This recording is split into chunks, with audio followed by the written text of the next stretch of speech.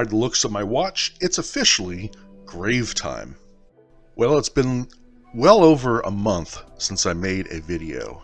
There's been quite a bit of sadness and frustration in my life. And this particular weekend, I was out in South Lake Tahoe for my cousin's wedding.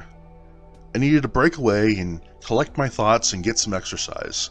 So I decided to visit the Happy Homestead Cemetery, established in 1951. Here you'll find many residents who retreated to South Lake Tahoe to get away from the busyness of the city and suburbs.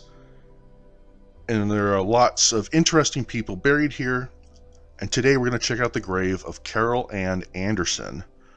She was born on August 2nd, 1962, and unfortunately was found dead on July 1st, 1979. She was 16 years old.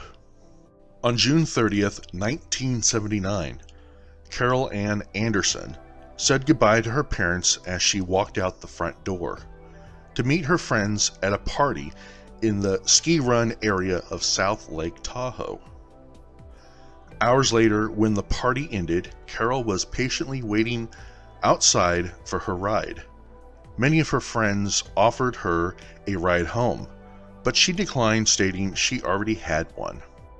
The following day was July 1st, and a vehicle traveling near Sundown Trail saw a discarded woman's body face down on the curb.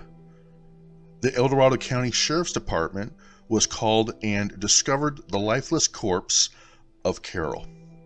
She was still wearing the same clothes from the previous night at the party. The El Dorado County Sheriff's Department investigated this murder case, so much so that they interviewed everyone that attended this party, and even ones that people had suggested might be suspects. But even those people had alibis. Later on, the coroner would come back to determine that Carol's cause of death was strangulation and that there was no evidence of sexual assault. The following information about this story came off the Find the Grave webpage for Carol Ann Andersen. I looked for several other articles on newspapers.com and didn't find very much. The murder case for Carol Ann Andersen became a cold case. There were no leads to finding justice for her.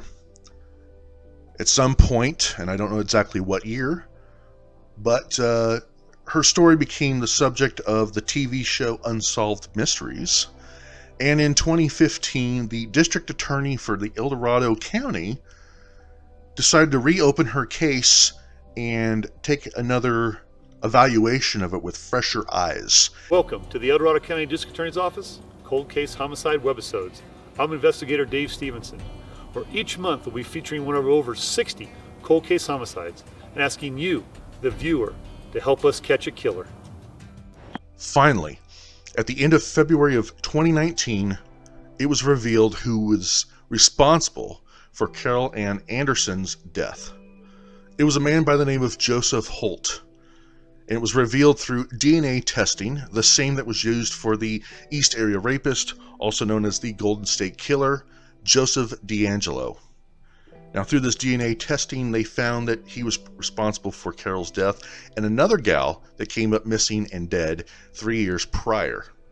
Now, unfortunately, there was no justice to be served here because Joseph Holt had passed away in 2014 from a heart attack.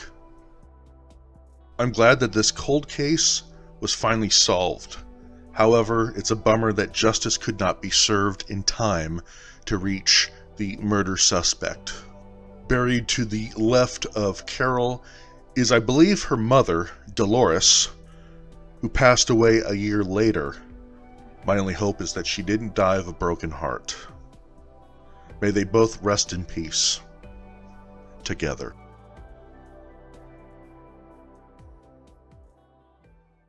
Thank you for watching this episode of Grave Time. As always, if you'd like to find out more information about this particular episode, you will find links down below in the description. And may I suggest you like and subscribe this channel if you haven't already, and also hit that notification bell so you can be in the loop of the next Grave Time adventure.